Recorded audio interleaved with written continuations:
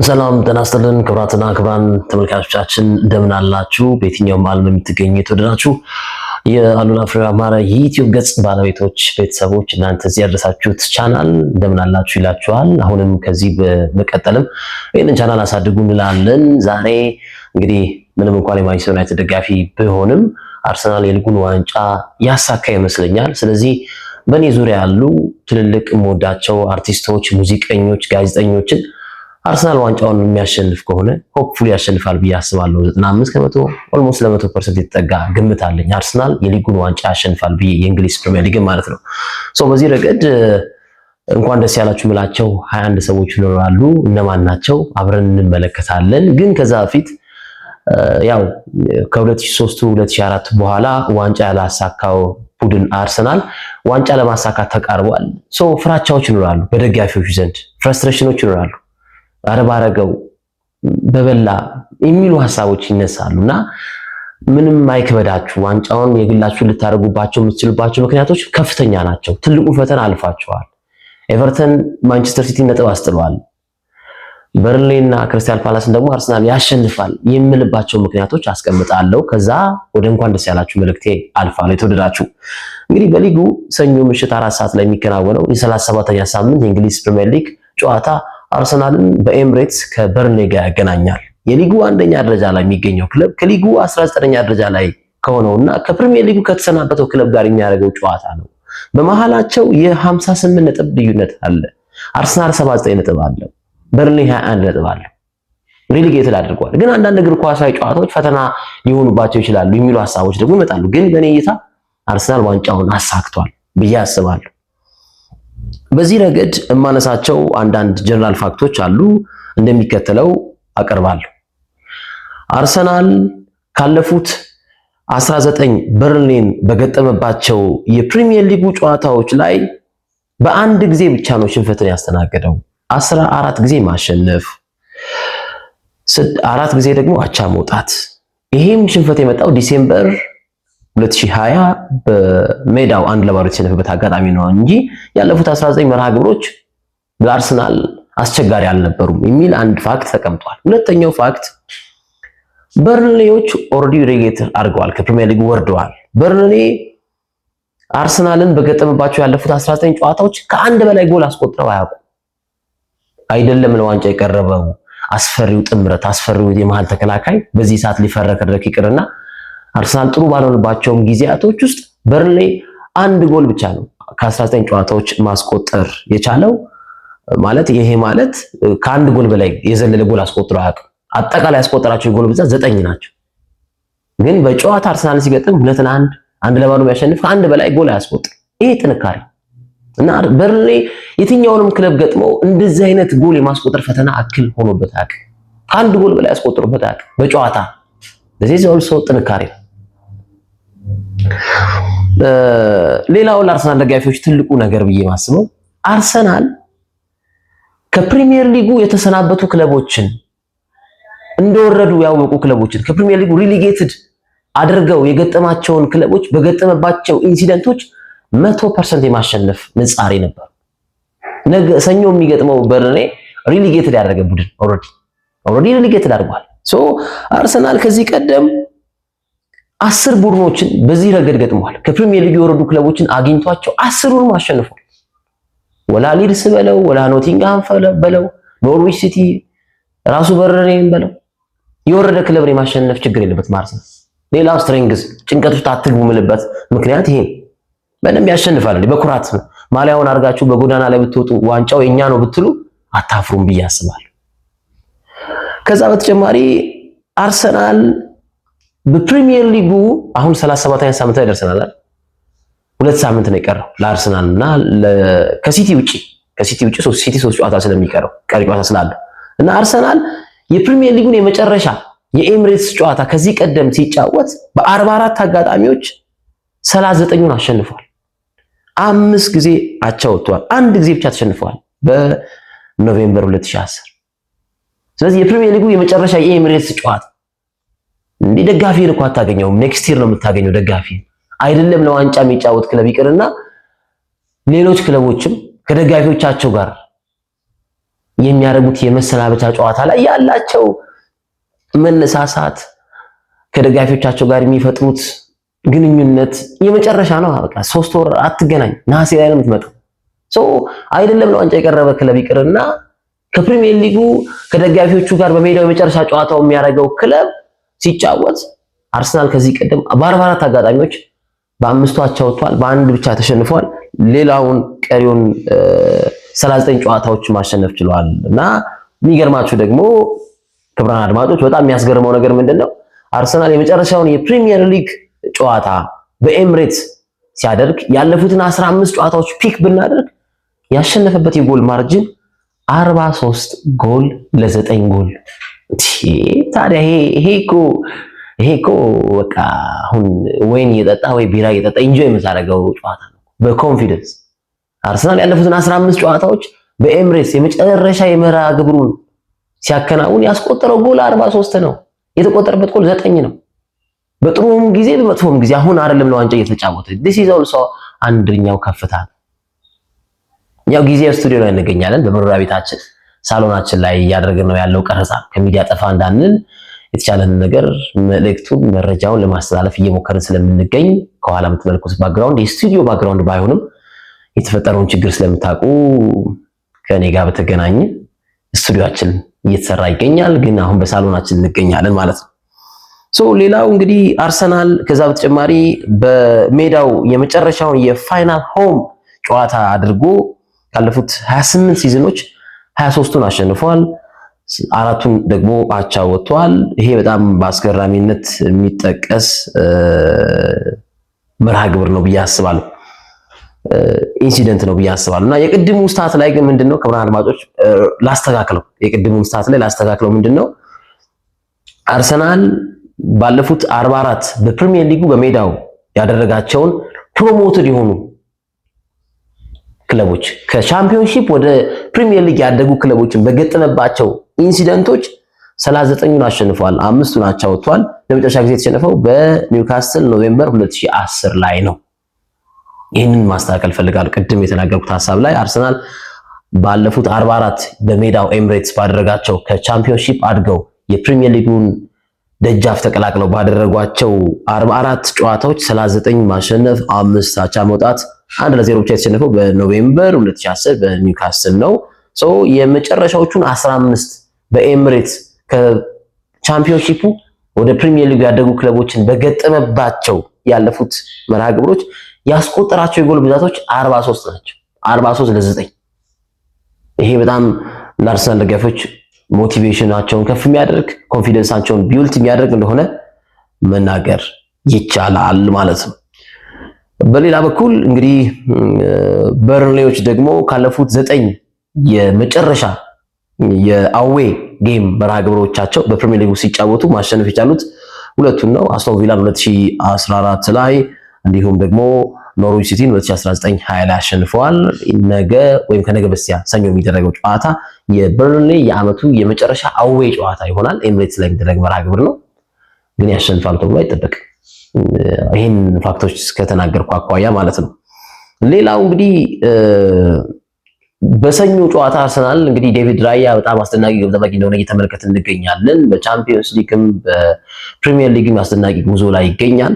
ዴቪድ ራያ እስካሁን ድረስ አርሰናል በፕሪሚየር ሊጉ ሲጫወት 16 መርሃ ግብሮችን በክሊንሺት ወይም ጎል ሳይቆጥርበት አሸንፏል። ይሄ በጣም አሪፍ የሚባል ነገር። ለመጨረሻ ጊዜ ክለቡ ይሄንን ማድረግ የቻለው 2023-24 ላይ 17 ክሊንሺቶችን ነበር ያስመዘግብ። ከዛ በተጨማሪ እንግዲህ ዘገነርስ እንግዲህ ይሄንን ጨዋታ በድል ፈጽሙ ከሆነ ሳይቆጠርባቸው ጎል 17ኛ የፕሪሚየር ሊጉ የዓመቱ ጨዋታ ይሆናል። ይሄም በጣም አስደናቂ የሚባል ሪከርድ ነው። ከ2023-24 ጋር እኩል የሚቀመጥበት አጋጣሚ ነው። በነገራችን ላይ ክቡራን አድማጭ ተመልካቾች የእኔ ሐሳብ እንደ ማንቸስተር ሲቲ ዘንድሮ መድከም፣ እንደ ሊቨርፑል የዘንድሮ አርኔ ስሎት ደካማነት፣ እንደ ቼልሲ መዋዠቅ፣ እንደ ማንቸስተር ዩናይትድ ትራንዚሽን ቡድን መሆን አኳያ አርሰናል በጋርድ ኦፍ ስታንድ እየተጨበጨበለት ሜዳ ላይ ያለ የቀሩትን ጨዋታዎች ማከናወን ይችል ነበር በክብር የተጨበጨበለት ጋርድ ኦፍ ስታንድ ቀድሞ አረጋግጦ ማለት ነው። እንደዛ መሆን ይችል ነበር።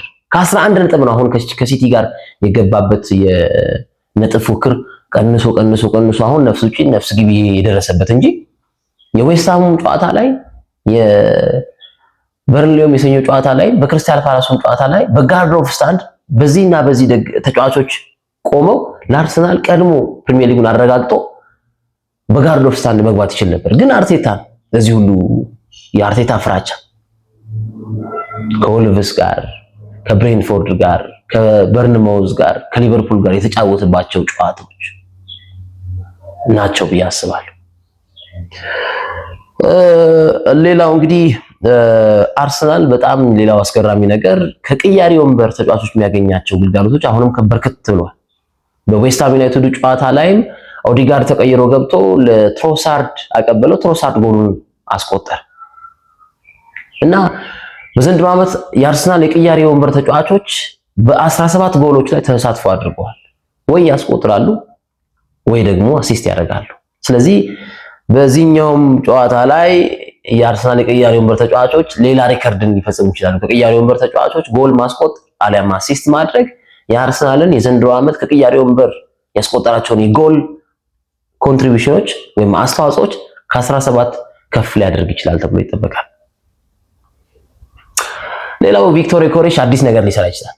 በዚህኛው ጨዋታ በሰኞ ምሽቱ ጨዋታ ላይ ቪክቶር ዮኬሬሽ እስካሁን በፕሪሚየር ሊጉ ያስቆጠረው የጎል ብዛት 14 ነው። ከ14ቶቹ ጎሎች ውስጥ ግን 9 ጎሎች ክቡራን አድማጭ ተመልካቾች በሜዳው ኤምሬትስ ላይ የተቆጠሩ ናቸው። ስለዚህ በኤምሬትስ በመጀመሪያው ዓመት መጥቶ 10 እና ከዛ በላይ ጎል ያስቆጠረ ተጫዋቾች ውስጥ ካታጎሪዎች ውስጥ ለመግባት የሚያደርገው ጨዋታ በኤምሬትስ ከዚህ ቀደም በመጀመሪያ ዓመታቸው 10 እና ከዛ በላይ ጎል ያስቆጠሩ ተጫዋቾች ብዛት 3 ናቸው። ቴሪ ዳንኤል ኦንሪ 1999-2000 ላይ በመጀመሪያ ዓመት መጣ። ኤምሬትስ ላይ ያስቆጠረው የጎል ብዛት 11። ኦሊቪዬ ጂሩድ 2012-2013 ላይ ያስቆጠረው የጎል ብዛት በኤምሬትስ 10። አሌክዛንደር ላካዜት 2017-18 ያስቆጠረው በኤምሬትስ ጎል ብዛት 11 ጎል ነው። ሶ በበርንሌው ጨዋታ ላይ አርሰናል የዓመቱን የመጨረሻ የኤምሬትስ ጨዋታ ያደርጋል። በዚህ ጨዋታ ላይ ቪክቶር ዮኬሬሽ ጎል የሚያስቆጥር ከሆነ በመጀመሪያው ዓመት 10 እና ከዛ በላይ ጎል ያስቆጠረ ተጫዋች ተርታ ውስጥ ይገባል። ይሄም አቺቭመንት ነው ለሱ። ሶ አርሰናል ደጋፊዎች አትፍሩ የምልባቸው ምክንያቶች እነዚህ ናቸው። አሁን በቀጥታም አልፈው 21 እንኳን ደስ ያላቸው ምላቸው በእኔ ዙሪያ ያሉ ደጋፊዎች፣ ጋዜጠኞች፣ የኪነ ጥበብ ባለሙያዎች እነማን ናቸው የሚሉትን እንመለከታለን። ከራሴ ፊልድ ልጀምር። ስፖርት ጋዜጠኞች ያው እንደኔ ማንቸስተር ዩናይትድ ደጋፊ ነኝ ብሎ መናገር ያቃታቸው ብዙ የአርሰናል ደጋፊዎች አሉ። ስለዚህ ለነዛ የአርሰናል ደጋፊዎች እንኳን ደስ ያላቸው። በውስጣቸውም ቢሆን የሚደግፉ የአርሰናል ደጋፊዎች ስላሉ ለነሱ ትልቅ ክብር አለኝ። ግን በዋናነት ሙልጌታ ክፍሌ ኃይሌ በካናዳ ይገኛል። አሁን በኢትዮጵያ ቴሌቪዥን በርከት ያሉ ስራዎችን ሲሰራ እንመለከተው ነበረ። ኑሮን ለማሻሻል ወደ ካናዳ አቅንቶ በካናዳ ይገኛል። ሙሌ እንኳን ደስ ያለ። በቅርቡም በለንደን ከተማ ላይ የዌስትሃም እና የአርሰናልን ጨዋታ እንደተመለከተ አይቻለሁ። ሙሌ በጣም ወንድሜ ነው። በነገራችን ላይ ክቡራን ተመልካቾች የኔ ልደት ቀን ልክ ሜይ 27 ግንቦት 19 ቀን ነው ወደ ካናዳ የሄደው። አሁን ካሚንግ ሜይ 27 4 ዓመቱን ይዛል። ሙሌ እንኳን ደስ ያለ ማለት ፈልጋለሁ። ሌላው ሃይማኖት ወርቅነህ እሷም በጣሊያን ትገኛለች። አዲስ ቲቪ ላይ ኢትዮጵያ ቴሌቪዥን ላይ የምናውቃት ጋዜጠኛ ናት። እሷም የአርሰናል ቀንደኛ ደጋፊ ናት። እንኳን ደስ ያለሽ ሃይሚ ኮንግራቹሌሽን ማለት ፈልጋለሁ። ያሳካዋል በሚል አርሰናል። ከዛ በተጨማሪ በኢቢኤስ ቴሌቪዥን የምናውቀው ቅዳሜ ከሰዓት ላይ የምናውቀው አብርሃም ክብረአብ ሌላው የአርሰናል ደጋፊ ነው። በጣም እሱ ወንድሜ ነው። በጣም የምወደው ወንድሜ ነው። ሌሎችም በዚህ ውስጥ ግን ያሉ ጋዜጠኞች አሉ። ለምሳሌ ሁሴን አብዱልቀኒ ብዙ አግባቦት የለኝም፣ ግን የሙያ ትልቅ ፐርስፔክቲቭ ያለው ሰው ነው። ሁሴንም እንኳን ደስ ያለ። ሌላዎቹም አሉ በውስጣቸው የሚደሰቱ የስፖርት ጋዜጠኞች አሉ። እኛ ያው እኔ ፊት ለፊት ስለምናገር መብቴ ነው ብዬ ስለማስብ በስፖርት ጋዜጠኝነት የመጣሁበት ዋነኛ ምክንያት የማንቸስተር ደጋፊ ስለሆንኩ ነው እንጂ ወልቭስበርግ ደጋፊ ሆኜ አይደለም። ስለዚህ የስፖርት ጋዜጠኞች እነዚህ የጠሯቸው እንኳን ደስ ያላችሁ ብያለሁ። ወዳቸዋለሁ። የተሻለ ህይወት የተሻለ ኑሮ እመኝላችኋለሁ ባላችሁበት ቦታ ላለው። ወደ ሙዚቀኞች ልምጣ። ሙዚቀኞች ላይ ማስቀደመው ሙዚቀኛ በሲኒየሪቲ ጸጋዬ እሸቱ፣ በጣም የምንወደው በሰርግ ዜማው የምናውቀው ጸጋዬ እሸቱ በጣም የአርሰናል ደጋፊ እንደሆነ አውቃለሁ። በኢትዮጵያ ቡና ክለብ ላይም የደጋፊዎች ማህበር ፕሬዝዳንት ሆኖ ያገለገለበት ጊዜ አለ። በአንድና በሁለት አጋጣሚ ተገናኝተን ነበር። የማውራት እድሉ ነበረኝ። በጣም ኳስ የሚያቅሰው ጸጋዬ እሸቱ በእውነት ክቡራን ተመልካቾች፣ ጸጋዬ እሸቱ በጣም እንደውም በፌዴሬሽን ስራ አስፈጻሚነት ራሱ ቢገባ ብዬ ከምመኛቸው ሰዎች በጣም እውቀቱ ጎበዝ፣ በቃ ኖርማሊ አሁን ሙዚቀኛ ነው፣ ድምፃዊ ያለው ግን ስፖርቱን በደንብ የሚያቅሰው የኢትዮጵያ ቡና የልብ ደጋፊ ነው። የሚሰነዝራቸው ሀሳቦች በመልከታዎች በቃ ምን አለ እንደዚህ አይነት ሰው በፌዴሬሽኖች ውስጥ ቢካተት ብለን የምንጠብቀው ሰው ነውና ጸጋዬ እሸቱ በድምፀ መረዋነቱ እናውቀዋለን። በጣም ምርጥ የአርሰናልና የኢትዮጵያ ቡና ደጋፊ ነው። እንኳን ደስ ያለ ጸግሽ እላለሁ። አርሰናል ዋንጫውን ሲያሳካ ካሁን ዊሽ አድርጌያለሁ። ሌላው ሚኪ ላላ ነው። ሚኪ ላላ በተለይ በትርታ ኤፍኤም በነበረኝ ቆይታ የሚኪ ላላን ሙዚቃ ቆየን ካየን በሚል ዘፈን እያስተዋወቅኩት ሚኪ ላላን ከዛ አቀናብሮት እንደውም የአርሰናልን ዋንጫ ቆየን ካየን የሚል አይነት ማቀናበር ሰሩና ትንሽ ፈን ተፈጠረ። ሚኪ ላላ በቅርቡ 4 ነጥብ የሚል ቆንጆ አልበም አወጥቷል። አድምጡለት። በዚህ አጋጣሚ ላለው ኃይለኛ ቀንደኛ የአርሰናል ደጋፊ ነው ሚኪ ላላ። ብራንድ ወንድሜ ነው። እሱም ከሚኪ አፋ ጋር ሚኪ አፋም ሚኪ ላላም በጣም ብራንዶች ናቸው። እዚሁ ሚኪ ውስጥ አልወጣ ግን ሚኪ አስቸርነትም የአርሰናል የልብ ደጋፊ እንደሆነ አውቃለሁ።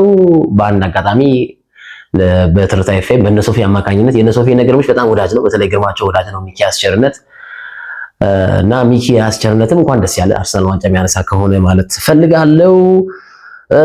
ልጅ ማይክም በጣም ያራዳ ልጅ ማይክ ዋና ሰው ነው። ልጅ ማይክም የአርሰናል ደጋፊ እንደሆነ አውቃለሁ። ልጅ ማይክም በራፕ ዜማዎቹ እናውቀዋለን። በጣም መልካም የአርሰናል ደጋፊ እንደሆነ አውቃለሁ። ልጅ ማይክ አርሰናል ዋንጫ ሲያነሳ ይኸው ከወዲሁ ዊሽ አድርጌያለሁ። ይመች ብያለሁ። ልጅ ማይክ ራይል ጌቱም እዚህ ላይ ላስገባት። ራይል ጌቱም እንግሊዝ ድረስ ሄዳ የአርሰናል ኳስ ተመልክታለች። ሪችን እናቃታለን። በተለይ በነጠላ ዜማዎቿ በጣም ብዙ ቪው ማግኘት እናቃታለን። በጣም አሪፍ፣ በጣም ስማርት ያራዳ ልጅ ናት። ራይል ጌቱም በጣም እንተዋውቃለን። በጣም ወንድምና እንደ እህት ያለን ግንኙነት አለ። ሪቾም የአርሰናል ደጋፊ ናት። ሪቾዬም እንኳን ደስ ያለሽ አርሰናል ዋንጫ ሲያነሳ የሚል ሐሳቤን ማጋራት ፈልጋለሁ። ሌላው አግባቦት የለኝም ግን ታደለ ሮባ እሱም የአርሰናል ደጋፊ እንደሆነ አውቃለሁ። በብዙ ማህበራዊ ትስስር ገጾች ላይ ታደለ ሮባም የአርሰናል ደጋፊ መሆኑን የሚያሳብቁ ምስሎች፣ ቪዲዮዎችን ሲለቅ እመለከታለሁ። ታደለ ሮባ እንኳን ደስ ያለ ማለት ፈልጋለሁ። ሄኖክ ድንቁ እንደውም ከነሱም ተርታ በላይ ማድረግ ነበር።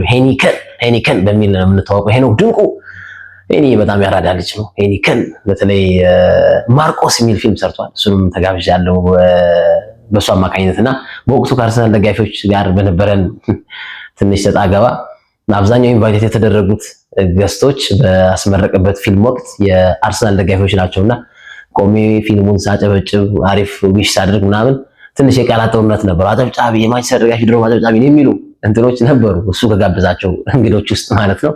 ግን ያ ነገር ተቀርፏል ብዬ አስባለሁ። ሄኖክ ድንቁ በጣም የምንወደው ኢትዮጵያ አርቲስት ነው፣ ሞዴል ነው፣ የአርሰናል ቀንደኛ ደጋፊ ነው። በጣም ለኔ ያለው አክብሮት ከፍተኛ እንደሆነ አውቃለሁ። ተገናኝተን አውርተን ብዙ ነገር አሳልፈናል። ሄኖክ ድንቁ እንኳን ደስ ያለ ማለት እወዳለሁ። ሌላው ደግሞ በጣም የተመቸኝ የአርሰናል ደጋፊ አሸናፊ ማለት በተለይ በቤቶች ድራማ እናውቀዋለን። አሹ በጣም አሪፍ ሰው ነው። በዲኤስቲቪ አቦል ቲቪ ላይም የተወሰኑ ፊልሞችን፣ ድራማዎችን ከነሰራዊት ፍቅሬ ጋር መሆን ሲያስመለክት ተመልክቻለሁ። አሺ ምን አለ ያንን ቡና ስቱዲዮ ረፍዶብኝ ኦልሞስት 3 ደቂቃ የቀረኝ ተገናኘንና ትርታ ልገባ ሲዲ ስፖርት አውሎ ህንፃ ላይ እና ቡና ጋብዞኝ ቡናውን በቃ ሰዓት ረፈደብኝ ሳልጠጣ ሄድኩና ምነው ያቺን ቡና አርሰናል ዋንጫ ካነሳ በኋላ ከፍ አድርገናት እንገባበዛለን የሚል መልእክቴን ለአንተም መናገር ወዳለው። አሸናፊ ማለት ጥሩ አርቲስት ነው፣ እንወደዋለን፣ በመልካምነቱ እናውቀዋለን። አሹ ኮንግራቹሌሽን አርሰናል ዋንጫውን ያሳካል የሚል ዊሽን ከወዲሁ ለተወሰኑ ሰዎች እያቀረብኩ እገኛለሁ ማለት ነው። ከዛ በተጨማሪ ደጋፊዎች ጋር መሀል ላይ ደጋፊዎች ጋር ልምጣና መለሳለሁ ወደ ሌሎቹ። በቅርቡ ወደ እንግሊዝ ሄደው የአርሰናልን ኳስ ተመልክተዋል። የሱፍ ኢንጂነር ዩሱፍ በጣም ልበቀና መንጌ የወጋገን ባንክ ዋና ሰው ቁልፍ ሰው መንጌ በጣም እሱ አሪፍ ሰው ነው።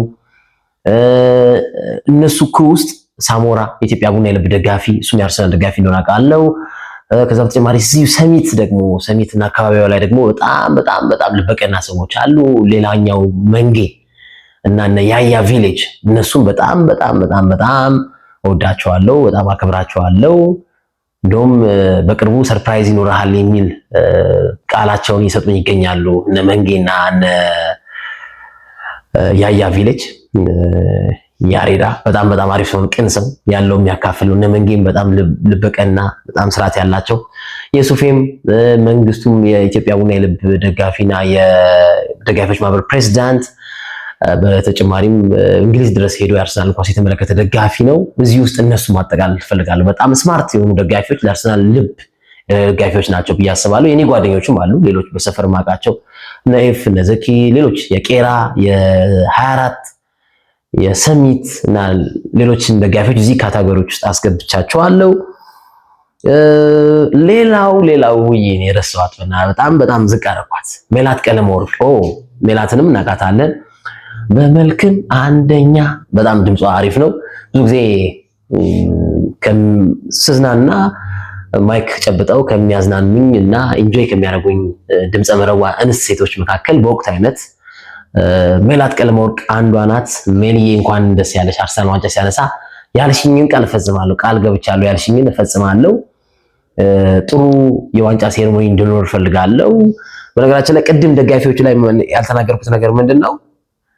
በሬ በየቦታው በሬና ክትፎ የተለያዩ መጠጦች ተዘጋጅተዋል። አርሰናል ድል ሲያደርግ እነ ያያ አስበዋል ይሄንን እና እነዚህን ሰዎች ቴንኪው ማለት ፈልጋለሁ። ሜሊም አንቺም እንኳን ደስ ያለሽ፣ አርሰናል ዋንጫውን ያሳካል የሚል ሐሳብ ያለኝና በምንገናኝበት መዝናኛ ቦታ ላይ እንግዲህ ቴንኪው ትኛለሽ ብዬ አስባለሁ። ያልሽኝ ግን ቃል ፈጽማለሁ። ሜላት ቀለመወርቅ በጣም አሪፍ ዘፋኝ እንደሆነች መናገር ይቻላል። በተለይ በምሽት ላውንጆች ላይ የምታደርጋቸው የሙዚቃ ቫይቦች ብዙዎችን ይስባል። የአርሰናል የልብ ደጋፊ ናት ሜሊ። እዚህ ጋር አንቺን ማመስገን ፈልጋለሁ። ከዛ በተጨማሪ እዚሁ ላይ ሙዚቀኞች ላይ ራስታማን ድንቅ በጣም የሳውንድ ሲስተሞችን የሚቆጣጠር የተለያዩ የሙዚቃ ባንዶች ላይ ኮኦርዲኔት በማድረግ የሚታወቅ ነው። ራስታማን ራሱን ይኸው በምስል እየገለጽኩት እያየሁት እገኛለሁ። ከዛ በተጨማሪ ደግሞ ወይኔ በጣም በአንድ አጋጣሚ ነው ያወቅኩት፣ ግን በሀሳብ ስለተስማማን ደስ ብሎኛል። የቴዲ አፍሮ ባንድ ላይ ያለ ልጅ ነው። በጣም ሮቤል መሀሪ ይባላል። ከመሀሪ ብራዘርስ ከነራስታ ጋር አብሮ የሰራ ነው። ሮቤል መሀሪም በጣም በሀሳብ ደረጃ ስለተስማማ ነው። በተለይ ከአርቴታ ጋር ያለኝን ችግር፣ ከአርቴታ ጋር ያለኝን ነቀፌታ ከሚጋሩ ሰዎች መካከል ሮቤል አንዱ ነው። ሮቤ እንግዲህ የንጉሱ የቴዲ አፍሮ እዚህ ውስጥ ያለ ክሩ ነህና በተለይ ማሲንቋን ሲይዛት ድምጿ በጣም ደስ ይላልና ሮቤል መሀሪም አርሰናል ድል ያደርጋል። የደስታችሁ ተጋሪ ነኝ። እንኳን ደስ ያለ ማለት ፈልጋለሁ። በጣም እኮ በቀደም ተከተል ስለጻፍኳቸው አንዳንድ ሰዎች ሲመጡልኝ ነው የምጽፋቸውና ሰዎቹን ሃኒቾና ኤርሚ በጣም እነሱም ከዚህ በላይ ደረጃ ከፍ ማለት ነበረብኝ። ሃኒቾና ኤርሚ፣ ሃኒቾ አባይ ቲቪ አብረን ሰርተናል። በጣም የቤተክርስቲያን ሰው፣ ኤርሚን ባለቤቷ እንዲሁ የቤተክርስቲያን ሰው ነው። በቅዱስ ቁርባን እንደተጋቡ እናስታውሳለን በሚካኤል ቤተክርስቲያን። ኤርሚን ሃኒቾም እወዳቸዋለሁ። በጣም አክብራቸዋለሁ። የማንቸስተር ደጋፊ ሆኜ በጣም ከማከብራቸው ከምወዳቸው እህቴ መካከል ሃኒቾ አንዷ ናት። ባለቤቷ ኤርሚም እንዲሁ በጣም በብዙ ጊዜ በስልክ ማውርተናል። የሆነ ነገር ሲደርስብኝ ኮሽ ስል ይደውላሉ፣ ቴክስት ያደርጋሉ። በአካልም ተገናኝተን ምሳ በልተናል። ሃኒቾና ኤርሚ አርሰናል ዋንጫ ካነሳ ከወዲሁ እንኳን ደስ ያላችሁ ብያለሁ። ደረጃችሁ እዚህ ጋር አይደለም። ያው አንዳንዴ ኮንሺየስ ስንሆን እንደዚህ ረሳውም እያለን ስለምንጽፍ ሃኒቾና ኤርሚ እንኳን ደስ ያላችሁ። ዘገን እርስ ዋንጫውን ያነሳል ብዬ አስባለሁ። ከዛ በተጨማሪ ሌላ እዚህ ውስጥ ያፌት በኢትዮጵያ ፊልም ኢንዱስትሪ ላይ የራሱን አሻራ እያሳደረ የሚገኝ ትልቅ ተዋናያን ነው፣ ፕሮዲውሰር ነው። አሁን በአቦል ቲቪ እጅግ አስገራሚ ድራማን ይዞ መጥቷል፣ እየታየ ይገኛል። ያፌታ የዲበኩሉ በጣም የልብ ወዳጅ የእንቁ አቀንቃኝ ዲበኩሉ ጃኖ ባንድ አቀንቃኝ እንደሆነ እናውቃለን። የሱ በጣም የልብ ወዳጅ ነው፣ ጓደኛ ነው። ያፊ የአርሰናል ደጋፊ ነው። ያፊ እንኳን ደስ ያለ ማለት እወዳለሁ፣ አርሰናል ዋንጫውን ያሳካል በሚል ማለት ነው በቅድመነት። ከዛ በተጨማሪ ዴቭ አባይ ቴሌቪዥን ዴቭ ማን ይቀነስ ጥያቄና መልስ ዴቭም በጣም አሪፍ ልበቀና ሰው። በተለይ ይሄ የኢንሲደንት ሲፈጠር እኔ የአርሰናል ደጋፊና ኦርቶዶክስ ተዋህዶ ነው ማገባው የሚል ቻሌንጅ ሲፈጠር እሱም ይሄንን ቻሌንጅ ብሏል። ልክ እኔ የማንቸስተር ደጋፊና ኦርቶዶክስን ማገባው ስል እሱም ደግሞ እኔም ማገባው የአርሰናል ደጋፊና የኦርቶዶክስ ነው የሚል ቻሌንጅ ሰጥቷል። በቅርቡ በአንድ ሽምግልና ላይ ተገናኝተን ነግሬዋለሁ። ዋንጫው የእናንተ ነው ብዬዋለሁ። ከዛ በተጨማሪ በጣም የምንወደው አሁን መድረኩን መጫወቻ አደረጉት እንጂ የአዲስ አበባ እግር ኳስ ፌዴሬሽን ፕሬዝዳንት ነበረ። በኢትዮጵያ ብሔራዊ ቡድን በቅዱስ ጊዮርጊስ ጎራዴው አስራት ኃይሌ ነፍሱ የለም ነፍሱን ይማረው፣ ግን የሱ ልጅ ቢንጋታ ናሆም አስራት ኃይሌ ቢንጋታ ይባላል። ቢንጎ በጣም እሱም በጣም አሪፍ ሰው እንደሆነ መናገር ፈልጋለሁ። ቢንጎ እና ሱራፌል እነሱም ከደጋፊዎች ተርታዎች ውስጥ ማስገባቸው መወዳቸው ናቸው። እንኳን ደስ ያላችሁ ለእናንተ የሚል ሐሳብ አለኝ። መጨረሻ ላይ ቲክቶከሮች በአንዳንድ ቲክቶከሮች አሁንም አልስማማም፣ ግን አንዳንድ ቲክቶከሮች ደግሞ አሉ። ለምሳሌ ዮናታን ደረሰ፣ ዮናታን የድንግል ልጅ ዮኒ፣ አብረን ካቴድራል ላይ የተማርን ሰው ነን።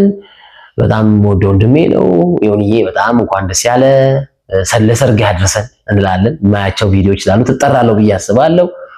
ዮናታን ደረሰ፣ ዮናታን የድንግል ልጅ ዮኒ ላታ፣ በጣም ከሱ ጎን ለጎን ያው ወቸው ጉድ ማሂ፣ ብዙም ለአርሰናል ደጋፊ ባትሆኝም ግን የአርሰናል ደጋፊ ነኝ ስላልሽ አንቺንም አስገብቻለሁ እዚህ ጋር። ከዛ በተጨማሪ ዳጊ በጣም አሪፍ ሰው ዳጊ፣ በቲክቶክ ስሙ ዳጊ የሚላቀዋል። በምስሉ ላይ የተመለከታችሁ ትገኛላችሁ። ቲክቶከሮች ውስጥ ዳጊ ሌላኛው እንኳን ደስ ያለ ብለው ነው። ስኖ ቤኪ ሌላው በጣም ምርጥ የአርሰናል ደጋፊ እንደሆነ መናገር ፈልጋለሁ። በደንብ ማውቃቸው ነው እንግዲህ እየጠራው ያለውት። ስለዚህ መጨረሻ ላይ ሰይፉ ፋንታሁን ጥሩ በጎ ሰው የምትሰራ ሰው ሆነ። ሰይፉ ፋንታሁንም እንኳን አርሰናል ዋንጫ ሲያነሳ እንኳን ደስ ያላችሁ ከሚላቸው ሰዎች ውስጥ አንዱ አንተ ነህ። የመጨረሻ እዚህ ላይ ማሰፍረው ነገር ያው ከጻፍኳቸው ስሞች መካከል ውስጥ አሁን ሰይፉ ብያለሁ አይደል? በጣም በቅርቡ ካውቄው እንኳን ደስ ያለ የምለው ሰው ደግሞ አንደኛው ማን ነው? ዴንዴሾ አስኬ አልቴስ ጂም ላይ ተገናኝተን በቃ እግር ኳስ ፍቅር እንደሆነ ወንድማማችነት እንደሆነ ነግሮኛል፣ አውርተናል። አስኬ ዴንዴሾም በጣም ክብር ይሰጠዋል። በጣም በቃ አሪፍ ሰው ነው። በቃ ደስታው ደስታችን ነው። እንኳን ደስ ያለን እንለዋለን። ሳሚዳን እዚሁ ላይ ምንም አግባቦት ባይኖርም ሳሚዳንም የሚሰጣቸውን ነገሮች እመለከታለሁ አለው። ጥሩ ኢንጌጅመንት አለው ከሶሻል ሚዲያው ጋር። ስለዚህ ሳሚዳና አስጌ ጥሩ የአርሰናል ደጋፊዎች ናቸው። እንኳን ደስ ያላችሁ ማለት ፈልጋለሁ።